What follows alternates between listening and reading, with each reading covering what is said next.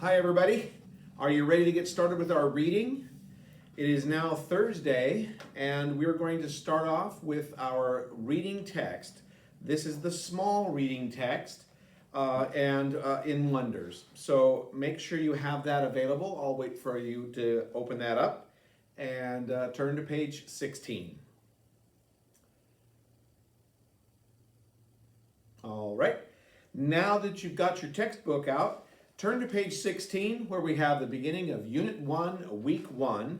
And I'm going to start this off with reading a poem to you, and then we'll talk about some big ideas for this unit. Are we ready? All right, sit back and listen, and don't laugh at me too much. Eureka, I've got it. That's the name of the whole unit. So here's the poem. Ideas. A person with wisdom once said, an idea must begin in your head. It may come as you sit, or while strolling a bit, or even while lying in bed. An idea is a lot like a seed. To get started, it's all that you need. Each time that you think, your idea takes a drink, until it's grown big, yes indeed. You plant your ideas and then grow them. Develop your thoughts and you'll show them. Add a word at a time, plus a few words that rhyme, and you'll end up creating a poem. By Mish Goldish. Now, take a moment, reread that yourself. You'll probably do a much better job than I have. When I read poetry, I always read it out loud because it's like a performance. So give that a try. Stand up and read it out loud to an empty room if you have to. I'll wait for you to do it. So pause.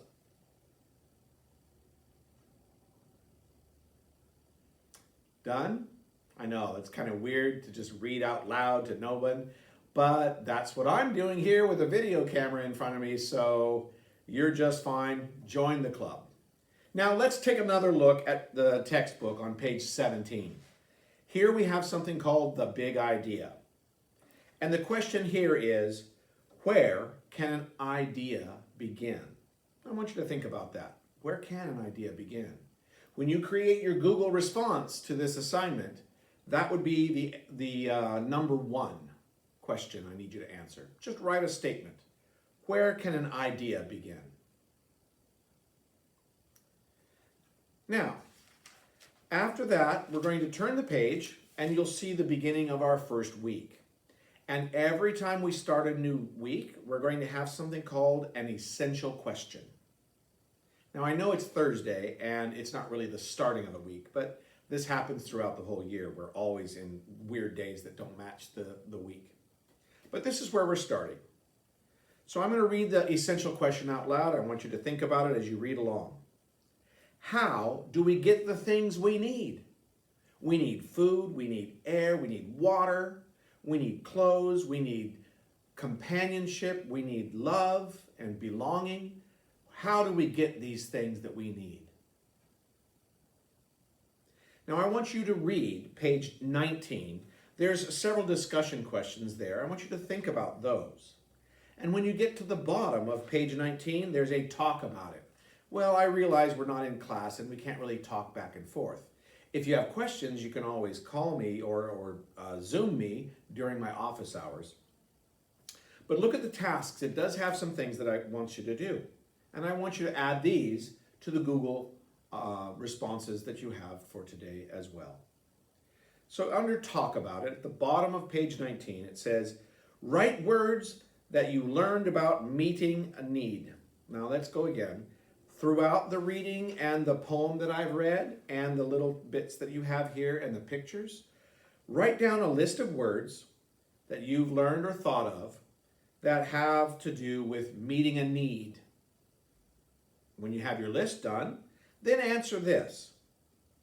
Don't just talk about it. Since we can't really talk back and forth, I want you to write out a statement. How is one way that you have found that you can get the things you need? I want you to write that out as your last response on the Google assignment. All right? That's today. Tomorrow's video will have another assignment, and you can turn the page. It'll be working on the vocabulary. And I'll see you then. Bye.